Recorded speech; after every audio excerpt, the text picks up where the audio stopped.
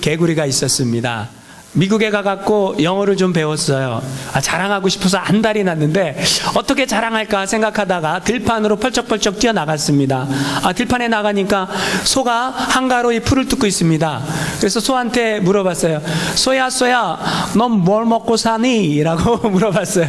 그랬더니 소가 대답합니다. 나는 풀 먹고 살지. 그러자 개구리가 얘기합니다. 샐러드. 그리고 이제 또 자랑할 데가 없나 생각이 돼서 가다가 사자를 만났습니다. 사자를 만나서 물어봅니다. 사자야 너 뭘 먹고 사니? 이렇게 물어보니까 사자가 대답합니다. 고기 먹고 살지. 그러니까 개구리가 스테이크 이렇게 얘기합니다. 그리고 가다가 너 기분이 좋은 거예요. 영어를 이제 좀 써먹었으니까. 그리고 이제 가다가 코브라를 만났습니다. 그래서 만나서 얘기합니다. 뱀아 너 뭘 먹고 사니? 그러니까 코브라가 얘기합니다. 난 너처럼 혀 꼬부라진 개구리 먹고 산다. 그러니까 개구리가 한 발짝 뒤로 물러서면서 이렇게 합니다. 아따 형님 왜 그러신다요? 자랑하고 싶었죠, 개구리가. 여러분, 신앙인들은 뭘 자랑해야 될까요? 예수님을 자랑해야죠. 우리가 예수님을 자랑하면 건강한 거예요. 내가 예수님이 너무너무 좋으면 나의 신앙의 상태는 건강한 겁니다. 예수님을 자랑하려면 뭐가 있어야 될까요? 믿음이 있어야 됩니다. 그래서 우리는 신앙생활을 믿음생활이라고 합니다. 믿음이 있으면 예수 믿는 게 행복합니다. 믿음이 있으면 예수님이 자랑스러워집니다. 믿음이 없으면 예수 믿는 게 안 행복합니다. 내가 왜 이렇게 아까운 시간 버려가며 교회에 나오는가?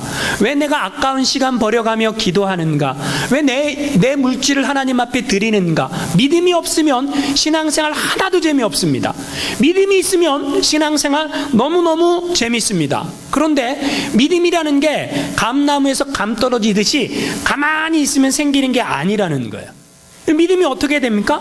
믿음에 생기려면 믿음에 대한 반응이 있어야 된다라는 거죠. 믿음 생활을 해야 믿음이 생깁니다. A.W. 토저라는 청교도 신학자이며 목사님이 이런 얘기를 했습니다.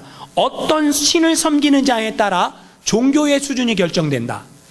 기독교인들이라 할지라도 다 같이 예수를 믿는다 할지라도 어떤 하나님을 믿느냐에 따라 그 사람의 신앙의 수준이 결정된다. 하나님을 섬기는데 자세가 다 다르다라는 거예요.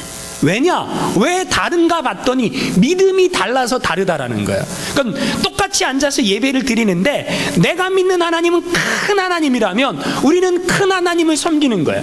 내가 믿는 하나님이 나 못 믿어. 하나님 못 믿어. 조그만 하나님이라면 우리는 작은 하나님을 믿는다라는 거예요. 아시겠습니까? 그런데 믿음이라는 게 들어와야 하나님이 크게 느껴져요. 믿음이라는 게 생겨져야 신앙생활이 행복해요. 믿음이라는 게 생겨져야 진짜 신앙생활 합니다.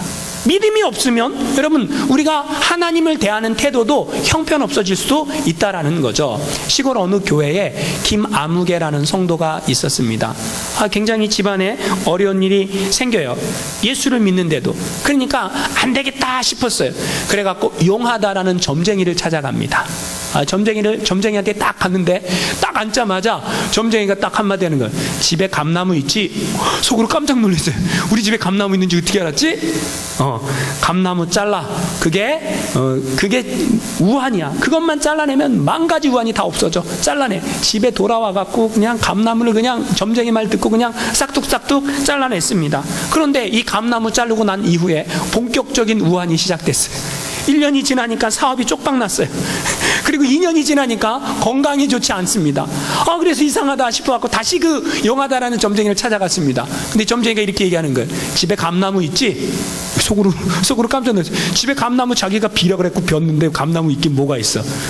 없는데요? 이렇게 얘기를 했어요. 감나무 하나 심어 10,000가지 우환을 막아줄 거야. 이렇게 얘기합니다. 이 김아무개 성도가 화가 나갖고 점쟁이 치마 밑에 있는 복채를 얼른 쥐어갖고 집으로 돌아왔다. 이런 얘기입니다. 여러분 우스운 얘기죠. 무슨 얘기입니까? 예수를 믿는데 우리가 원하는 게 있어요. 그게 뭡니까? 내가 예수를 믿으면 하나님이 내가 원하는 거를 들어줄 거다라고 생각을 했다라는 거예요. 내가 원하는 걸 들어주지 않으면 하나님은 안 계신 하나님이야 라고 우리가 생각을 했다라는 거예요. 그런데 여러분 이상하죠? 예수를 믿고 우리는 인생 대박 나길 원했어요. 그런데 인생을 살다 보니까 내 인생이 뭐예요? 이렇게 하다가는 쪽방 차겠는데? 이렇게 생각될 때가 있습니까? 없습니까? 있다라는 거예요. 그 쪽방 나겠는데 라는 생각이 들어올 때 우리 마음 안에 무슨 생각이 듭니까? 불안감이 들어오는 거죠. 하나님에 대한 믿음보다는 불안감이 우리 안에 생긴다라는 거예요. 어려움이 오고 위기가 왔을 때 여러분은 어떻게 살아가십니까? 그러면 우리는 내가 예수를 믿기 때문에 이런 어려움이 오고 이런 위기가 왔다면 차라리 세상의 방법으로 살아가는 게 더 맞는 게 아닌가? 예수를 떠나서 차라리 예수를 안 믿었다면 세상의 방법처럼 살아도 아무도 나한테 뭐라고 안 할 텐데 라는 생각이 우리 안에 든다라는 거예요. 여러분, 예수를 믿고 만사형통하기를 원하십니까? 아멘이죠. 근데 그 만사형통이라는 게 우리가 생각하는 만사형통과 하나님이 생각하는 만사형통은 차원이 다르다라는 거예요. 여러분, 신앙의 인물들을 보면요, 다 만사형통의 삶을 살았습니다. 믿습니까? 안 믿으시는군요. 믿으세요. 신앙의 사람들은 다 만사형통의 삶을 살았습니다. 믿습니까? 그럼 이제 아멘을 크게 해야 되는 거예요. 나도 그렇게 살아야 되니까. 그런데 그 만사형통의 삶이라는 게 우리가 생각하는 것처럼 내리막길만 있는 게 아니라는 거예요. 만사형통의 삶이 무엇입니까? 많은 신앙의 위인들은 그들의 삶을 조명해 보면 그들의 삶은 믿음으로 살았다라는 거예요. 근데 그 믿음으로 사는데 만사형통이에요. 믿음으로 사는데 뭐가 있어요? 위기가 있습니다. 어려움이 있습니다. 고난이 있습니다. 그런데 그 위기를 넘어서는 거예요. 이게 진짜라는 거죠. 우리가 생각했던 것처럼 우리는 뭐예요? 예수를 믿고 그냥 내리막길만 줄기차게 달리기를 원했는데 그게 진짜 신앙은 아니라는 거죠. 요셉을 보세요. 요셉이 하나님을 믿었어요. 하나님이 그에게 꿈을 주십니다. 그가 꿈을 꿨기 때문에 그는 뭐합니까? 애굽에 팔려갑니다. 형들이 애굽에 팔아버리는 거예요. 애굽에 팔려가갖고 뭐합니까? 보디발 장군의 집에서 종살이합니다. 오랜 시간 동안 종살이합니다. 근데 성경에 보니까 이렇게 얘기합니다. 하나님이 그와 함께 하심에 그가 형통하였더라. 말도 안 되는 거죠. 아니, 하나님이 함께 하면 왜 종살이를 해야 되는 겁니까? 여러분, 요셉이 옥에 갇혔어요. 이제 누명을 쓰고 옥에 갇혔어요. 하나님이 함께 하는데 누명을 써요? 하나님이 함께 하는데 옥에 갇혀요? 이거 이해가 안 되는 거 아닙니까? 근데 옥에 갇혀요. 그리고 성경은 뭐라고 거기다 써놨냐면 하나님이 요셉과 함께 하심에 형통하였더라. 범사에 그게 복을 주셨다. 이렇게 써놨어요. 아니, 하나님이 함께 하면 높은 자리에 세워줘야지, 올려줘야지. 그런데 뭐예요? 요셉은 종살이 하면서 옥살이 하면서 뭘 지켜요? 믿음을 지킨다라는 거죠. 그러니까 하나님이 결국은 그를 어떻게 높이십니까? 애굽의 총리로 높여주십니다. 여러분, 이게 만사형통이라는 거죠. 아브라함을 보세요. 아브라함에게 하나님께서 뭐라고 얘기하십니까? 너의 본토 친척 아버지 집을 떠나라 라고 말씀을 하세요. 아니, 본토 친척 아버지 집을 떠나는 것은 모험이에요. 위험입니다. 내가 여기 떠났다가 굉장히 어려움 당할 수도 있다라는 거죠. 근데 아브라함은 믿음으로 순종을 합니다. 믿음으로 순종해서 나아가면 뭔가 활짝 열려야 되는데 가나안 땅에 가보니까 기근이 와요. 어려움이 닥칩니다. 간신히 믿음 붙잡고 간신히 믿음 지키고 살아가는데 100살의 아들을 낳았더니 하나님이 그 아들 바쳐라 라고 말씀하십니다. 아니 100살의 아들 한 명 딱 줬으면 그러면 그 아들 통해서 더 많은 자손이 나오게 해주셔야지 정상인데 그 아들 바치라고 얘기해요.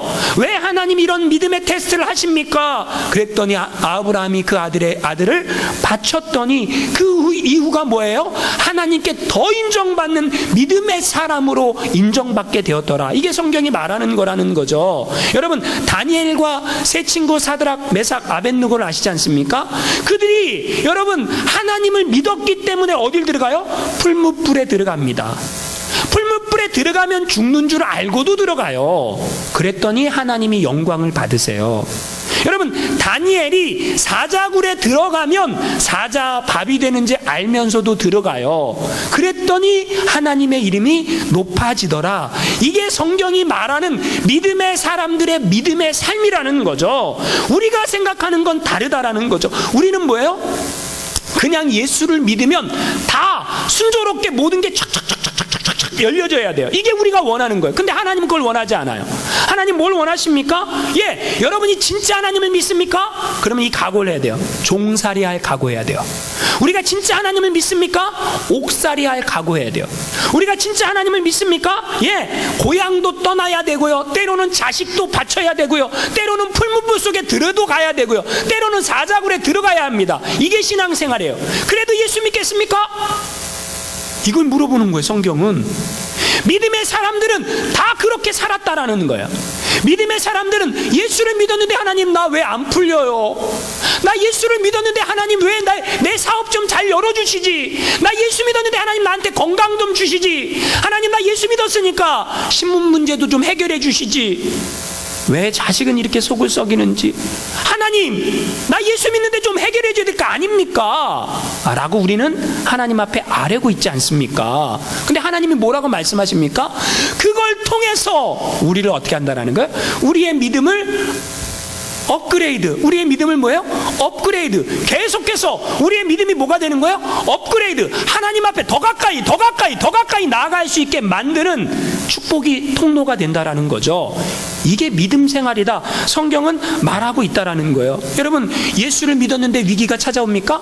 그럴 수 있어요?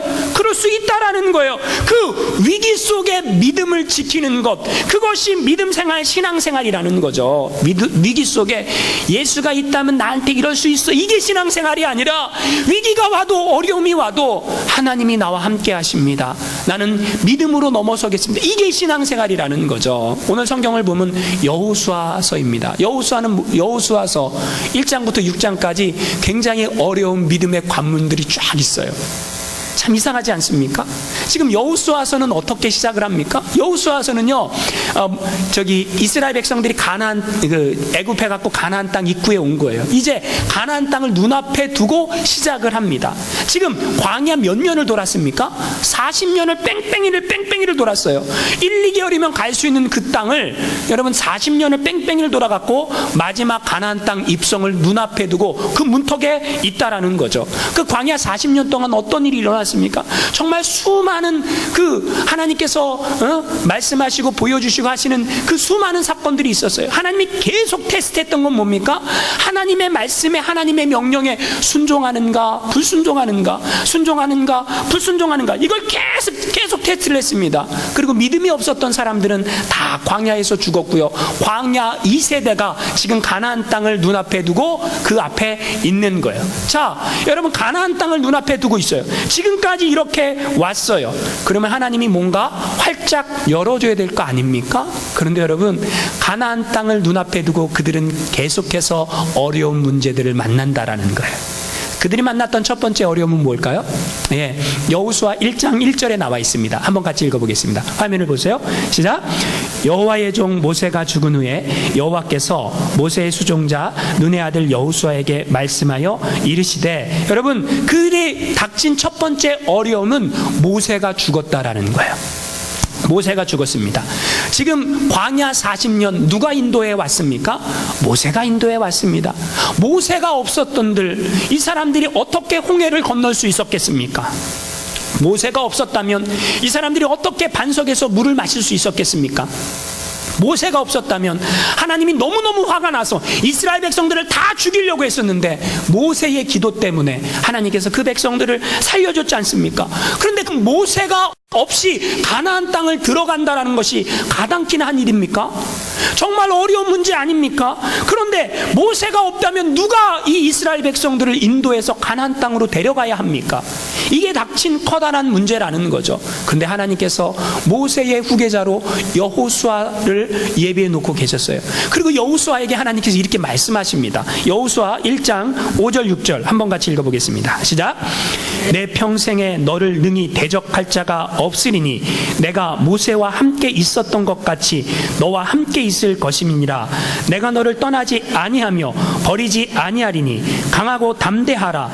너는 내가 그들의 조상에게 맹세하여 그들에게 주리라 한 땅을 이 백성에게 차지하게 하리라. 아멘. 여러분, 모세의 뒤를 이어 하나님께서는 여호수아라는 지도자를 예비해 놓았고, 그 여호수아가 이제 이스라엘 백성들을 다 이끌고 가나안 땅으로 들어가는 거예요. 자, 가나안 땅에 들어가기 앞서 두 번째로 그들이 어려움을 만납니다. 두 번째 어려움은 뭘까요? 요단강이었습니다. 요단강. 요단강은 우기가 되면 강이 넘실거리는 거예요. 어떻게 강물을 건널 수 있습니까? 여러분, 이 요단강을 이스라엘 백성들이 건널 수 없는데 하나님은 건너라 말씀하십니다. 어떻게 건너야 합니까? 하나님이 건너는 방법을 일러줘요. 여러분, 이 신앙인들이 살아가는 삶의 방법은요, 세상 사람들과는 전혀 다른 방법입니다. 여러분, 하나님만 바라보라 그래요. 문제가 생겼어요? 하나님만 바라보라 그래요. 아니, 해답이 이런 문제도 하나님이 해결하실 수 있습니까? 네, 하나님이 해결할 수 있다고 하나님만 바라보라 그래요. 참 이상하지 않습니까? 하나님, 요단강이라는 문제에 집중하지 말라라는 거예요. 여러분, 우리가 문제가 생기면 대부분의 사람들은 다 문제에 집중을 합니다. 근데 그 요단강이라는 문제에 집중하지 말고 나한테 집중해 라고 하나님 말씀하신다라는 거예요. 자, 하나님께 집중하면 어떤 일이 일어납니까? 하나님이 그 문제를 해결하신다라는 거예요. 자, 하나님의 해결 방법은 뭡니까? 법궤를 맨 제사장들이 요단 강물에 발을 담그는 거예요. 자, 여러분, 법궤가 뭡니까? 하나님이 앉는 의자예요. 그래서 시은자, 은혜의 보좌라고 말합니다. 자, 하나님만 바라보면 법궤를 맨 제사장들이 요단강물에 발을 담글 때에 요단강물이 갈라질 거다라고 하나님께서 말씀을 하신다라는 거죠. 여호수아 3장 6절 말씀 한번 같이 읽어보겠습니다. 시작. 여호수아가 또 제사장들에게 말하여 이르되 언약궤를 메고 백성의 앞에 건너라 하매 곧 언약궤를 메고 백성의 앞서 나아가니라. 예, 백성의 앞서 언약궤를 맨 제사장들이 요단강물에 발을 담그자 어떤 일이 일어날까요? 요단강이 갈라집니다. 여러분, 모세가 홍해를 갈랐잖아요. 그때 홍해 갈른 그 길이 마른 땅이 되었더라라고 성경은 기록을 해요. 그런데 여호수아가 요단강을 갈랐는데 요단강은 마른 땅이 됐을까요? 그냥 물만 갈라졌을까요? 마른 땅이 되었습니다. 자, 여호수아 3장 17절 말씀 같이 한번 읽어보겠습니다. 시작.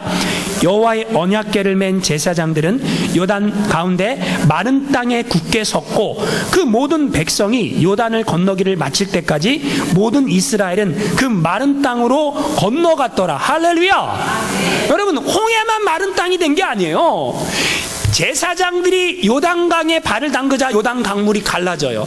그리고 이스라엘 백성들이 전체가 다 건너가는데 축축 젖은 땅을 건너는 게 아니라 마른 땅을 다 건너갑니다. 자, 할렐루야. 하나님의 엄청난 은혜를 베푸셨죠. 자, 그러면 여러분, 이제 문제가 그쳤습니까? 그런데 여러분, 세 번째 문제가 또 생깁니다. 여러분이 이게 참 이해할 수도 없고 납득할 수도 없는 명령을 하나님께서 이스라엘 백성에게 내리십니다. 그 명령이 뭘까요? 그게 여호수아 5장 2절에 나옵니다. 우리 같이 한번 읽어보겠습니다. 시작. 그때에 여호와께서 여호수아에게 이르시되 너는 부싯돌로 칼을 만들어 이스라엘 자손에게 다시 할례를 행하라 하시매. 여러분, 신앙생활 하다가 짜증날 때가 있어요. 왜 짜증납니까? 말도 안 되는 것만 자꾸 시키는 거예요. 누가? 하나님이 자꾸 말도 안 되는 것만 시켜요. 아니, 요 정도 순종했으면 된 거 아니에요? 요 정도 순종했으면 그래도 준수한 신앙인 아닙니까? 이런 거지. 내가 주일 성수했으면 잘하는 거 아니에요? 11조 정도 하면 잘하는 거 아닙니까? 근데 하나님 그거보다 더 요구하는 거예요. 아니, 그러면 이게 짜증이 나죠. 왜 나한테 수요 예배까지 나오라 그러고, 왜 나한테 새벽 예배까지 나오라 그러고, 왜 나한테 자꾸 훈련 받으라 그러고, 왜 나한테 자꾸 봉사하라 그러고, 왜 하나님 나한테 자꾸 이런 거 요구하세요? 짜증 날 때가 있는 거죠. 지금 이스라엘 백성들이 요 정도 순종했으면 잘한 거 아닙니까? 그죠? 근데 할례를 행하래요. 할례가 뭐 대수라고 하면 되지 까짓 거. 우리가 이렇게 생각하지 않습니까? 그죠? 근데 여러분 잘 생각해 보세요. 지금 이스라엘 백성들이요, 요단강을 건넜어요. 요단 동편에 있다가 요단 서편으로 건너간 거예요. 요단 서편은 가나안 7족속이 살고 있지 않습니까? 그 가나안 7족속이 살고 있는데 그 사람들은 어떤 사람들입니까? 우리는 뭐 가나안 7족속 뭐 대단한 사람들인가 그냥 무찌르면 되지. 여러분이 그 땅에 안 가봐서 잘 몰라요. 이 여호수아 때 말고 모세 때에 12명의 정탐꾼을 가나안 땅에 정탐하러 보냈었어요.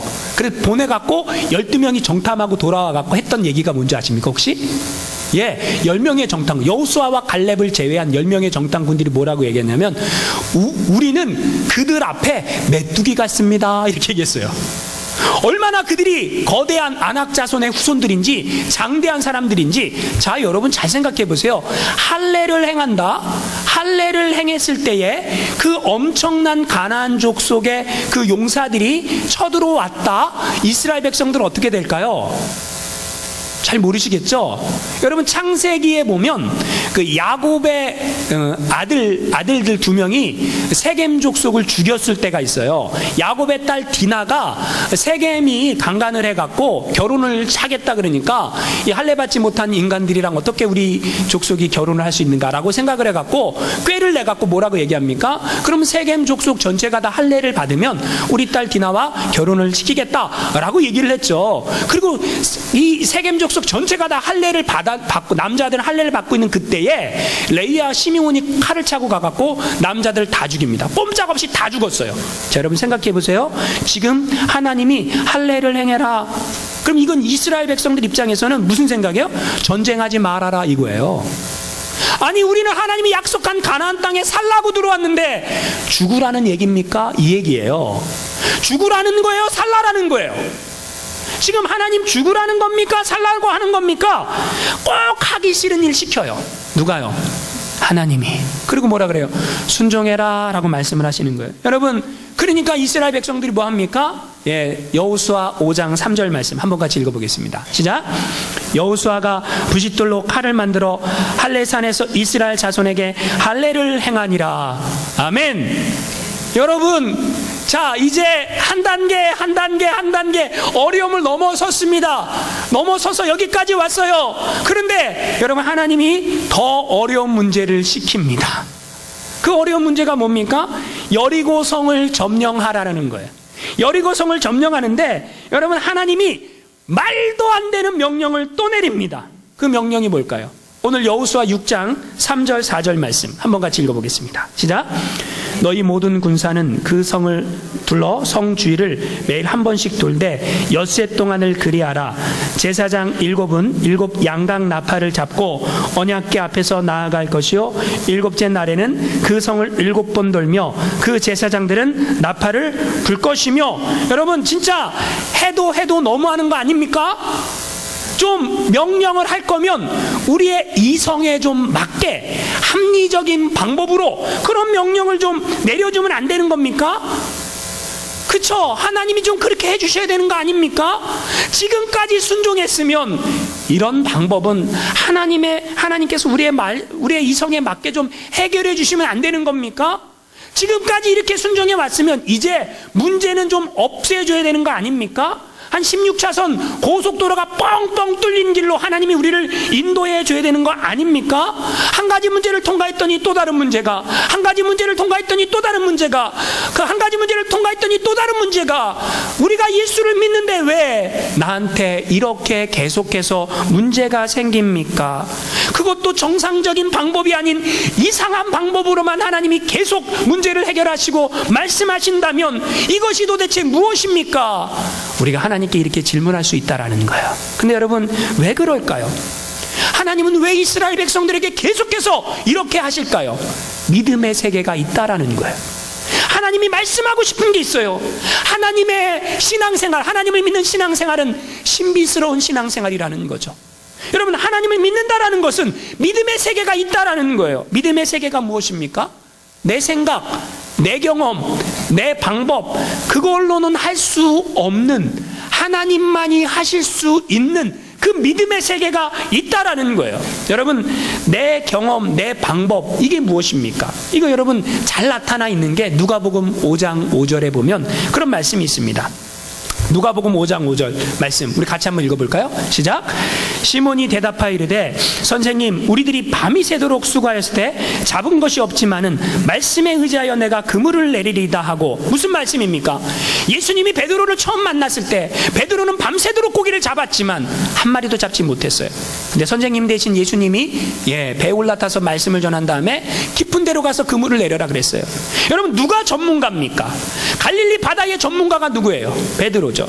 누가 어부예요? 베드로죠. 누가 고기가 언제 있고 언제 살았는지 잘 알고 있습니까? 베드로죠. 고기가 언제 모이는지 제일 잘 알고 있는 사람은 베드로입니다. 우리의 생각이에요. 우리의 경험이에요. 우리의 방법이에요. 그런데 이 베드로도 똑같다라는 거죠. 우리는 다 그렇게 살아갑니다. 근데 하나님의 말씀 뭐예요? 말씀에 순종하라라는 거예요. 베드로가 말씀에 순종해서 뭐 합니까? 자기의 경험과 생각과 방법을 내려놓고 그물을 내리자 어떻게 합니까? 그물이 찢어질 만큼 많은 물고기가 잡혔다라는 거죠. 여러분, 내가 생각하기에 내 경험으로 내 방법으로는 말도 안 되고 이해할 수 없는 그런 일들을 하나님께서는 우리에게 말씀하실 때가 있다라는 거예요. 그런데 그것을 그 말씀에 순종하는 것, 그게 믿음이라는 거죠. 여러분, 여리고성을 무너뜨리려면 어떻게 해야 됩니까? 여러분의 생각은 어떻게 해야 여리고성이 무너질 수 있다고 생각합니까? 먼저 지휘관들을 모아야죠. 그리고 어떤 대대는 여기로, 어떤 대대는 여기로, 이렇게 작전을 짜야 되죠. 언제 공격할 것인가? 새벽인가? 밤인가? 아니면 이 여리고성 사람들이 낮잠을 자는 오후 시간인가? 이런 걸 계획을 해야 되죠. 누가 선봉에 설 것인가? 이런 걸 계획을 해야죠. 그런데 그게 아니라는 거예요. 그게 아니라는 거예요. 그건 인간의 계획, 인간의 생각, 인간의 방법일 뿐이라는 거죠. 하나님의 방법은 그게 아니에요. 뭐예요? 하루에 한 바퀴씩 여리고성을 돌아라. 며칠 동안요? 6일 동안. 그리고 마지막 7째 날에는 어떻게 하라는 거예요? 7바퀴를 돌아라 라고 말씀하시는 거예요. 그런데 그냥 돌지 않습니다. 그냥 도는 게 아니에요. 하나님이 명령하신 대로 돌아야 돼요. 어떻게 돕니까? 맨 앞에는 무기를 든 군인들이 앞장을 섭니다. 그 뒤에는 나팔을 잡은 제사장들이 따라갑니다. 7명이. 그리고 그 뒤에는 법궤를 맨 제사장들이 따라갑니다. 그 뒤에는 이스라엘 백성들이 따라옵니다. 이게 하나님이 정하신 순서예요. 하나님이 정하신 순서에 따라서 철저하게 순종하고 따라가야 되는 거예요. 오와 열을 맞춰서 이 방법이 이상해요, 말도 안 돼요, 그래도 하나님의 말씀에 순종해야 되는 거예요. 여러분, 왜 하나님은 이렇게 이상한 방법만 말씀하실까요? 왜 하나님은 이상한 방법만 순종하라고 말씀을 하실까요? 왜 그럴까요? 간단합니다. 이유는 다른 게 아니에요. 너희가 하나님의 백성이라면 하나님의 백성은 하나님의 백성답게 살아야 돼. 그 하나님의 백성답게 산다라는 것이 무엇이냐? 하나님의 말씀에 순종해서 사는 거라는 거예요. 할렐루야. 다 인간적인 생각, 다 인간적인 경험, 다 인간적인 말들을 아무리 많이 해도 나는 그것에 따라 살 수 없습니다. 나는 하나님의 말씀에 따라 살겠습니다. 내 생각과 틀려도, 내 경험과 달라도, 나의 방법이 옳아도 다 포기하고 하나님이 말씀하시면 나는 그 말씀에 따라 살겠습니다. 이게 하나님의 백성이 가져야 될 신앙의 자세라는 거죠. 할렐루야. 여러분, 참 이상한 게 있어요. 그게 뭐냐면 인간의 산수와 하나님의 산수는 다르다라는 거예요. 인간의 산수는 1 더하기 1은 2입니다. 이게 정확한 인간의 산수죠. 이게 내 생각이에요, 내 방법이에요, 내 경험이에요. 근데 하나님의 산수는 아닙니다. 하나님의 산수는 1 더하기 1이 10이 될 수도 있고 100이 될 수도 있고 1000이 될 수도 있고 만이 될 수도 있고 100만이 될 수도 있습니다. 아무도 모른다라는 거예요. 그런데 세상 사람들은 하나님을 향한 믿음이 없기 때문에 하나님의 방법대로 살 수가 없습니다. 그러나 믿음의 사람, 신앙의 사람들은 뭡니까? 하나님을 믿기 때문에 하나님의 방법대로 살아간다라는 거예요. 철저하게 하나님의 방법대로 살아가는 것이 하나님의 백성들의 삶이라는 거죠. 우리가 예수를 믿고 신앙이 있다라고 말하는데도 세상의 방법을 따라 살면 여러분은 하나님을 경험할 수가 없습니다. 그냥 여러분의 생각과 방법과 경험에 따라서 내가 생각하는 하나님 안으로 가둬놓는 것 뿐이에요. 그러나 내가 철저하게 하나님의 말씀에 순종해서 살겠습니다 라고 여러분이 결단하고 살아간다면 여러분의 삶 속에는 어마어마한, 우리가 인간의 생각으로, 인간의 경험으로 경험하지 못했던 엄청난 하나님의 그 계산 방법이 우리 가운데 임하여서 그 놀라운 축복을 받는 줄 믿으시기 바랍니다. 여러분, 신기한 것은 무엇입니까? 지금 이 사람들이요, 광야 40년을 오면서 받았던 훈련은 뭐예요? 말씀에 순종하는 훈련. 순종했더니 은혜를 받았고, 불순종했더니 어려운 일 당했더라. 이걸 계속 경험하지 않습니까? 그러니까 이 사람들이요, 여호수아를 따라왔는데도요, 불평 한마디 하지 않지 않습니까? 이상해요. 이 사람들은 불평 한마디 안 하고요, 마치 정신이 나간 사람들처럼 순종합니다. 이상한 사람들처럼. 저거 비정상 아니야? 우리가 생각하기에 그렇게 생각될 정도로 순종을 합니다. 그런데 이상한 일은, 더 이상한 일은 무엇입니까? 이들이 이렇게 순종을 하는데 망했습니까? 성경이 뭐라고 얘기할까요? 이렇게 이상한 방법으로 하나님의 말씀에 순종했던 이 사람들이 어떻게 됐을까요? 여호수아 6장 20절 21절 말씀 한번 같이 읽어보겠습니다. 시작. 이에 백성들은 외치고 제사장들은 나팔을 불매 백성이 나팔 소리를 들을 때에 크게 소리질러 외치니 성벽이 무너져 내린지라. 백성이 각기 앞으로 나아가 그 성에 들어가서 그 성을 점령하고 그 성 안에 있는 모든 것을 온전히 바치되 남녀노소와 소와 양과 나귀를 칼라로 멸하니라. 할렐루야. 여러분, 하나님의 방법으로 순종했더니 성경이 말하는 것은 망했더라, 이게 아니라는 거예요. 하나님의 방법, 인간의 생각과 경험과 방법을 다 내려놓고 하나님의 명령에, 하나님의 방법에 나는 순종해서 믿음으로 살겠습니다 라고 살았더니 어떻게 돼요? 여리고성이 무너져 내렸더라. 여리고성이 무너져 내렸더라. 이스라엘이 승리했더라. 할렐루야. 여러분, 구원받은 하나님의 백성으로 산다라는 것이 무엇입니까? 내가 하나님의 자녀라면 나는 어떻게 살아야 될까요? 우리가 주일날 예배를 드리고 삽니다. 기도하며 삽니다. 말씀 보고 삽니다. 세상 사람들의 눈으로 보면 우리는 틀렸어요. 뭐가 틀렸습니까? 성공하려면 주일날 이렇게 나와서 예배 드릴 게 아니야. 가서 열심히 돈 한 푼 더 벌어야지, 장사해야지, 여기 예배 드리면 되겠니? 라고 말하고 있다라는 거예요. 여러분, 성공하려면 세상에서는 많은 정보를 가지고 투자해야 될 때 투자해야 됩니다. 남들보다 더 시간을 내서 열심히 일해야 됩니다. 근데 하나님은 그렇게 말씀하지 않으세요. 하나님의 방법은요, 그게 아니라는 거예요. 하나님의 것을 귀하게 여기고, 하나님의 시간을 귀하게 여기고, 하나님께 예배 드리는 걸 귀하게 여기고, 세상의 방법을 따라 살아가는 게 아니라 철저하게 하나님의 말씀에 따라 순종해서 살아가는 것. 니네 그렇게 살면 망해. 세상 사람들은 다 그렇게 얘기해요. 그런데 그 세상 사람들이 뭐라고 얘기해도 나는 그 말에 순종하지 않고 하나님의 말씀에 순종하겠습니다. 하나님이 말씀하시는 대로 살겠습니다. 이게 신앙이라는 거죠. 여러분, 세상에서 제일 하기 쉬운 게 뭔지 아십니까? 이 세상에서 제일 하기 쉬운 게 뭔지 아세요? 불평과 원망이에요. 여러분, 생각해 보십시오. 그냥 불평하고 원망하려면 너무너무 많아요. 왜 하나님 나를 이 세상에 만들어 보내셨습니까? 왜 나한테 이런 어려움을 주십니까? 왜 나를 이런 사람들 만나게 하셔서 고통받게 하십니까? 왜 내 인생 가운데 복을 안 주시고, 왜 우리 자녀들은 공부도 못하고. 여러분, 막 불평하려면 한없이 할 수 있어요. 그런데 여러분, 불평한다고 문제가 해결됩니까? 아니라는 거죠. 원망한다고 문제가 해결됩니까? 아니라는 거죠. 불평하고 원망하면 문제는 더 꼬입니다. 그런데 여러분, 감사해 보세요. 하나님 앞에 이렇게 고백했어요. 하나님, 지금 풀리지 않았어요. 하나님, 그래도 저는 하나님을 신뢰합니다. 하나님, 아무런 문제가 해결되지 않았어요. 그래도 저는 하나님을 믿습니다. 신실하신 하나님을 믿습니다. 내 계획보다, 내 방법보다 더 놀라운, 더 뛰어난 그 하나님을 신뢰합니다. 그 하나님을 믿습니다. 하나님의 방법이 있는 줄 나는 믿습니다. 할렐루야. 이게 믿음이라는 거죠. 어떤 사람이 죽어서 천국에 갔습니다. 천국에 갔는데 천사가 뭔가 열심히 포장을 하고 있는 거예요.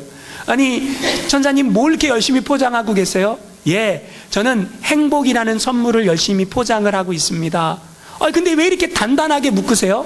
아주 꽁꽁 왜 이렇게 단단하게 묶으세요? 그랬더니 이게 멀리 가야 하기 때문에 단단히 묶어야 됩니다. 시간도 오래 걸리고 이거 사람들한테 배달해 줘야 됩니다. 이렇게 얘기하는 거예요.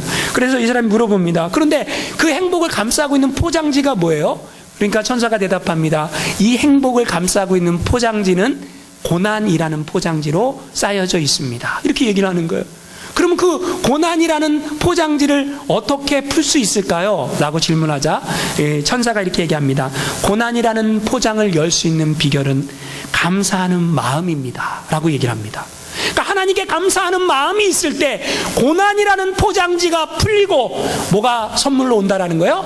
행복이라는 선물이 우리한테 올 수 있다라는 거죠. 여러분, 그렇게 믿습니까? 예수를 믿었는데 하나님, 나는 왜 이렇게 어려워요? 나는 왜 이렇게 힘들어요? 왜 내 인생은 안 풀려요? 여러분, 아무런 문제가 해결되지 않고 우리도 고난받고 있고 어려움 당하고 있을 수 있다라는 거죠. 그런데 그때에 그걸 포기해버리고 내 경험, 내 방법, 세상 사람들이 사용하는 그대로 나아간다면 아무런 문제가 해결되지 않습니다. 언제나 문제의 해결의 방법은 하나님께 있다라는 거예요. 하나님, 내게 이 어려움 주셔서 감사합니다. 주신 이도 여호와시오, 취하실 이도 여호와시니 여호와 하나님만 영광 받으시기를 원합니다. 이 믿음의 고백이 있을 때 하나님은 우리의 고난을 싹 걷어가시고 뭐예요? 우리에게 행복이라는 엄청난 은혜의 선물을 주신다라는 거죠. 여러분, 그렇게 믿으시기 바랍니다. 마지막으로 이야기를 하나 하고 말씀 마치고자 합니다. 기독교 작가 정호수님이 쓴 이 글입니다. 결혼한 지 1년이 안 되어서 남편이 교통사고로 하나님께 부름을 받았습니다. 경부고속도로를 남편이 운전하고 달려가는데 큰 트럭이 와갖고 남편의 차를 들이받아 남편이 하나님께 먼저 간 거예요. 너무 충격이 심해서 눈물도 나지 않았습니다. 사람들이 이 여인에게 위로의 말을 건네도 아무런 말도 위로가 되지 않았습니다. 남편의 죽음이 인정이 되지 않았어요. 너무너무 슬프고 힘들었어요. 장례식 내내 한마디 남편의 말이 머릿속에 맴돌았어요. 올여름 휴가 때에 이제 태어날 첫 아기를 안고 고향의 바닷가로 피서가자, 그 얘기였어요. 예, 이 여인은 남편이 죽었는데 뱃속에 아이가 있었던 여인이었어요. 도대체 하나님이 이해가 안 됐어요. 하나님께 원망이 터져 나왔어요. 하나님, 나한테 왜 그러세요? 라고 하나님께 원망이 터져 나왔어요. 가난했지만 남편은 열심히 신앙생활하는 사람이었어요. 착실하게 열심히 살았어요. 그런데 이 여인이 너무 큰 충격을 받고 나니까 이제 다니던 교회도 발걸음을 끊고 말았어요. 그리고 몇 개월 후에 이 여인이 아기를 낳게 됩니다. 아기를 고통 가운데 낳았어요. 아기를 낳고 보니까 남편이 그렇게 원하던 대로 남자아이를 낳았어요. 남자아이를 낳고 그 여인이 남편이 묻혀있는 고향 바닷가로 내려갑니다. 동해가 보이는 산자락에 남편의 무덤이 있습니다. 포대기에서 아기를 풀러갖고 남편에게 한번 보여주고, 그리고 여인이 바닷가에 그 산자락에 앉아서 이렇게 앉아있는데 파도 소리가 그냥 철썩철썩 들려오는데 너무너무 슬프고 너무너무 원망스러운 거예요. 다시 눈물이 터지는 거예요. 하나님이 살아계시면 왜 내 남편 이렇게 일찍 데려가셨어요? 라고 통곡을 하고 그렇게 마음이 안 좋습니다. 그러고 있는데 그렇게 있다가 이제 아이를 안고 다시 시댁으로 내려옵니다. 시댁에 들어서자 시아버지가 이렇게 얘기합니다. 오늘 주일인데 교회는 안 가니? 따뜻하게 며느리에게 이렇게 얘기를 합니다. 교회 가기 싫어요, 아버님. 그 일을 일찍 데려간 하나님이 너무 원망스러워요. 시아버지가 얘기합니다. 이렇게 예쁜 아들을 주셨는데도 하나님이 원망스럽니? 예, 그래도 원망스러워요. 라고 얘기를 합니다. 그러자 시아버지가 그녀를 데리고 앞마당 꽃밭으로 데려갑니다. 얘야, 일로 와봐라. 꽃밭으로 갔어요. 꽃밭에는 장미가 피어있고 달리아가 피어있고 새송화가 피어있고 도라지꽃이 활짝 피어 있었습니다. 그러면 그 시아버지가 며느리에게 얘기합니다. 이 중에 제일 아름다운 꽃을 하나 꺾어봐라. 그러자 며느리가 장미꽃을 딱 꺾습니다. 그러자 시아버지가 무겁게 입을 열면서 얘기합니다. 내가 그럴 줄 알았다. 우리가 우리 정원에 가장 아름다운 꽃을 꺾어서 꽃병에 장식하듯이 하나님도 가장 아름다운 인간을 먼저 꺾어서 천국을 장식한단다 라고 며느리에게 위로를 해줍니다. 여러분, 남편을 잃은 여인의 마음이 얼마나 힘들겠어요. 그런데 그 여인의 마음 못지않게 아들을 잃은 아버지의 마음도 너무너무 힘든 거예요. 그런데 이 아버지의 모습, 신앙의 모습은 무엇입니까? 우리가 다 이해할 수 없어도 하나님의 섭리가 있고 계획이 있다라는 거죠. 우리가 다 이해할 수 없어도 하나님은 살아계시고 하나님의 뜻을 이루어 간다라는 거죠. 우리도 지금 인생을 살아가고 있습니다. 하나님, 내 문제 왜 해결해 주지 않으세요? 왜 내 문제 해결해 주지 않으세요? 여러분이 가지고 있는 그 문제를 하나님 앞에 내어놓으시기 바랍니다. 우리는 어쩌면 여리고성을 한 바퀴 돌았는지 몰라요. 한 바퀴 돌았는데 여리고성이 무너졌습니까? 안 무너졌어요. 그리고 한 바퀴 또 돕니다. 또 다른 문제가 생겼어요. 그리고 또 한 바퀴 또 돕니다. 또 다른 문제가 생겼어요. 여리고성은 꼼짝도 하지 않습니다. 6바퀴를 돌아도 여리고성은 무너지지 않습니다. 이상한 일이죠. 그런데 여러분, 그 여리고성이 언제 무너집니까? 하나님의 때에 무너진다라는 거예요. 내가 지금 신앙생활하고 있는 이 모습, 하나님 알기나 하세요. 내가 얼마나 힘들게 살아가는지 하나님이 알기나 하세요. 하나님 오늘도 우리에게 이렇게 말씀하십니다. 너의 삶을 keep going 해라. 너의 그 신앙의 삶을 계속해서 예배드리는 삶, 기도하는 삶, 하나님을 찾는 삶을 keep going 해라. 하나님 우리에게 이렇게 말씀하십니다. 언젠간 우리의 날에도, 언젠가 우리의 인생의 날에 하나님께서 여리고성을 다 무너뜨리고 승리를 주셨듯이 우리의 인생 가운데도 그 승리의 날이 있음을 믿고, 믿음으로 오늘도 우리의 신앙의 삶을 포기하지 않고 계속해서 전진해 나아가시는 저 여러분 모두가 되시기를 주님의 이름으로 축원합니다.